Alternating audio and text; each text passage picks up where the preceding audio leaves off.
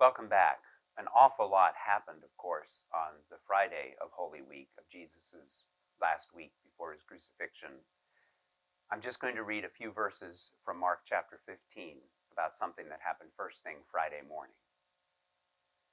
As soon as it was morning, the chief priests held a consultation with the elders and scribes and the whole council. They bound Jesus, led him away, and handed him over to Pilate. Pilate asked him, "Are you the king of the Jews?" Jesus answered him, "You say so." Then the chief priests accused him of many things. Pilate asked him again, "Have you no answer? See how many charges they bring against you." But Jesus made no further reply, so that Pilate was amazed. There are a lot of differences among the four Gospels of Matthew, Mark, Luke, and John. But one of the things they all agree on is that the first question that Pontius Pilate asked Jesus was, "Are you the king of the Jews?" Remember Pilate's concern. He wasn't Jewish. He wasn't concerned with religion or theology.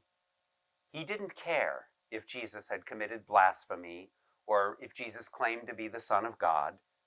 Pontius Pilate was a political official appointed by the government in Rome, and what he cared about was whether this Jesus was a revolutionary. Are you the king of the Jews? Are you claiming a title that has been vacated since Archelaus was deposed over 20 years ago? Are you challenging the authority of the emperor by claiming for yourself a throne that only the emperor has the authority to give? What does Pilate care about religion? He's looking for revolution. And if he finds it, he'll stamp it out quickly. Well, I do not know what to make of Jesus' answer. It literally is simply, "You say." This translation puts it, "You say so."